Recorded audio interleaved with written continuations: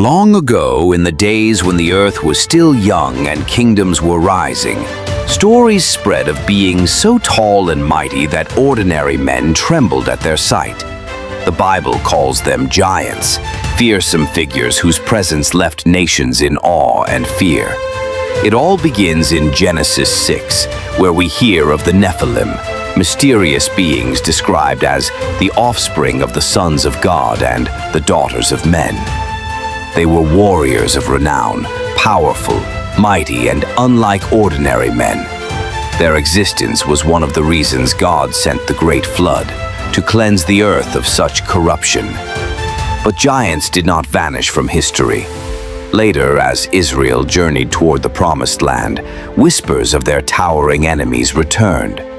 There were the Anakim, descendants of a giant named Anak. When Israelite spies entered Canaan, they were so overwhelmed by their size that they cried out, "We seemed like grasshoppers in our own eyes." The Bible also speaks of the Rephaim, another race of giants. Their most famous king was Og of Bashan, a ruler so massive that his iron bed measured over 13 feet long. To Israel, he seemed unstoppable, but with God's help, they overcame him.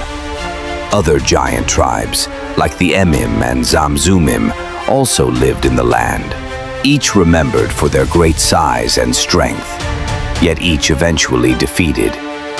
And then came the most famous of them all, Goliath of Gath, a Philistine champion who stood nearly 10 feet tall. He mocked the armies of Israel, but a shepherd boy named David, armed with only a sling and a stone, brought him down. His victory showed that no matter how great the giant, faith in God is greater still. Throughout the Bible, giants symbolize more than just physical size. They represent overwhelming challenges, enemies too strong for men to face alone. Yet in every story, the message is clear. With God's power, even the greatest giant can fall.